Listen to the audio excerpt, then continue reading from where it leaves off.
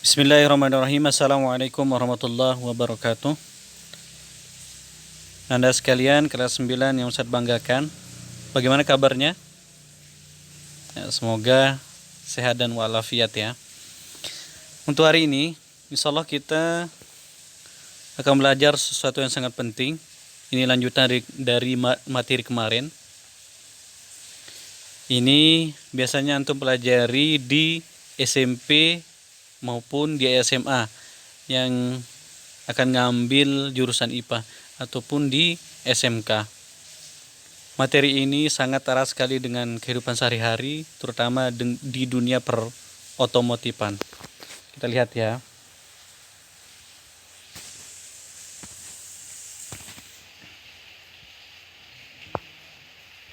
Nah ini, ada yang pernah lihat alat ini enggak?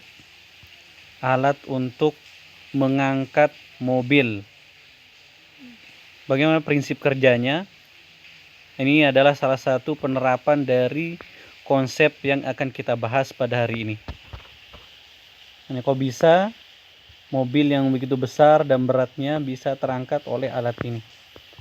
Bagaimana sistem kerjanya? Kita lihat ya. Ini para ilmuwan mencetus teori atau konsep yang dinamakan dengan hukum Pascal sesuai dengan nama penemunya. Bunyi hukum Pascal adalah tekanan yang diberikan pada suatu fluida atau air atau zat cair dalam ruang tertutup diteruskan tanpa berkurang ke setiap titik dalam fluida dan ke dinding bejana. Bisa dilihat di sana ada penampang kecil dan penampang besar. Penampang kecil kita tekan di sana dengan gaya F1, luas penampangnya A1, kemudian diteruskan tekanan ke penampang yang besar. Ada mobil di sana, yaitu berat mobilnya itu F2 dan luas penampangnya A2. Sehingga karena tekanannya sama, yang diteruskan itu P, sehingga P masuk sama dengan P keluar. Tekanan masuk sama dengan tekanan keluar. Sehingga kalau kita sebelumnya sudah belajar tentang tekanan, rumus tekanan itu F1, F per A. Nah, bisa dilihat karena P1 sama dengan P2, maka persamaannya menjadi F1 sama dengan A2 sama dengan F2 per A2. Nah, di sini ada keterangannya, silakan di screenshot. Di mana F1 dan F2 itu adalah gaya, A1 dan A2 itu luas penampang pada tempat masing-masing. F1 untuk yang kecil, A1 untuk yang kecil, F2 dan A2 untuk yang penampang besar. Bagaimana cara perhitungannya? Bisa kita lihat di contoh soal.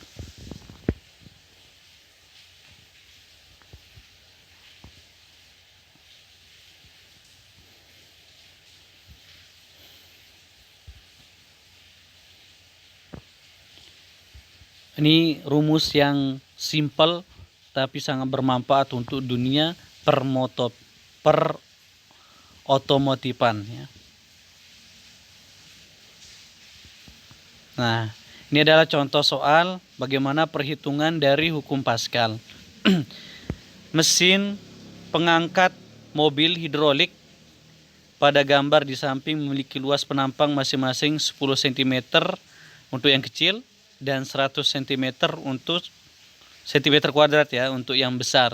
Pada pengisap kecil diberi gaya 500 Newton. Nah, ini untuk yang kecil. Berapakah berat beban maksimal yang dapat diangkat pada pengisap besar? Nah, kita berikan gaya 500 Newton di penampang kecil. Berapa gaya yang bisa diangkat bebannya? Nah, ini ada diketahuinya, yang ditanya adalah F2-nya. Kita jawab menggunakan rumus karena satuan dari penampangnya sama, jadi tidak perlu dirubah, sama-sama sentimeter. Karena ini perbandingan, jadi bisa dicoret-coret nantinya. Kita lihat. Nah, kita tinggal masukkan nilainya 500 per 10 cm. Nah, tinggal dibagi. 500 bagi 10 itu 50.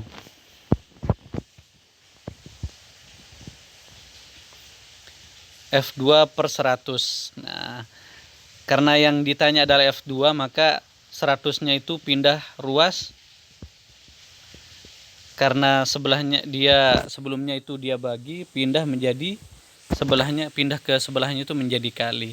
Ini tinggal lo bolak-balik aja. Sehingga 50 kali 100. Karena kali itu lawannya bagi. Kalau dia pindah ke sebelah menjadi kali. 5000 F2. Nah, bisa dilihat ya. Bisa dilihat di sini.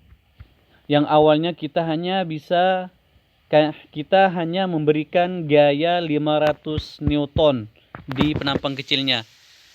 Tapi yang terjadi di penampang besarnya itu beban yang bisa diangkat adalah 5000 Newton. Itu berapa kali lipatnya itu? Tergantung dari luas penampang dari yang besar. Ini lebih besar beban yang bisa kita angkat. Padahal kita hanya memberikan 500 Newton gaya. Nah, ini salah satu fungsi dari hukum Pascal. Dalam hal ini penerapannya di hukum hidrolik. Kita lihat contoh yang lain.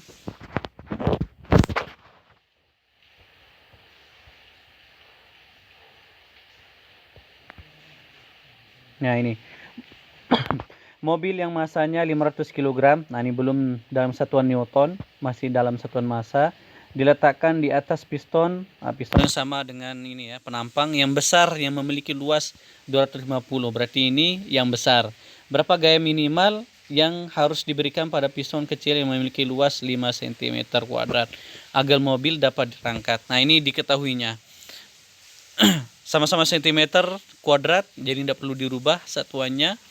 Yang ini kebalikan. Kalau tadi F2 yang tanya, sekarang F1 yang ditanya.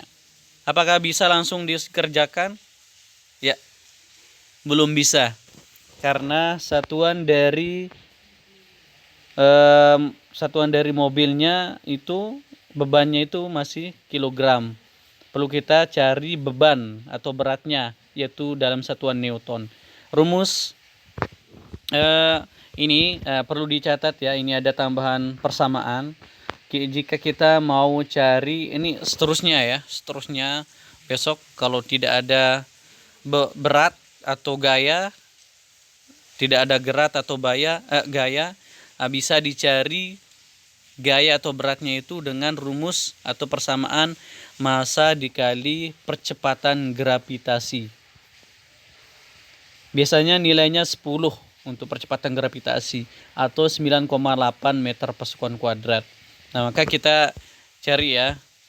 Di sini karena nilai dari masanya itu 500, maka dikali dengan percepatan gravitasinya yaitu 10 meter per sekon kuadrat. Guys. Nah, kita dapat persamaan atau nilai dari F2 yaitu 5000 Newton. Gampang. Kalau kita sudah mendapatkan nilai F2, kita tinggal masukkan ke persamaan.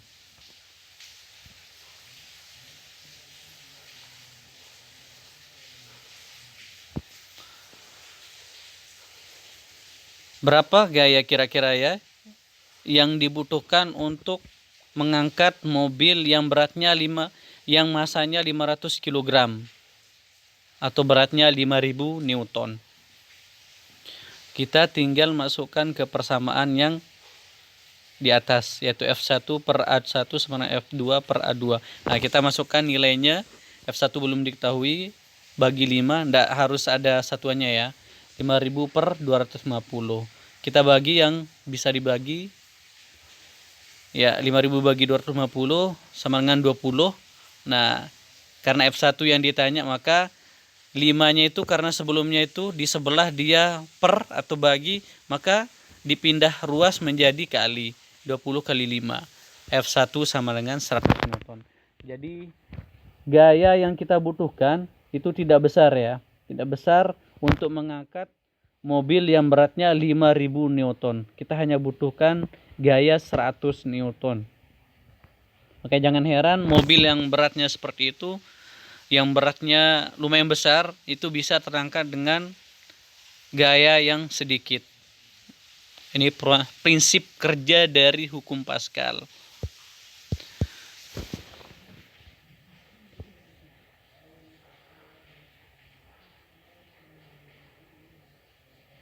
Bagaimana penerapan dari hukum Pascal? Nah, bisa kita lihat di sini.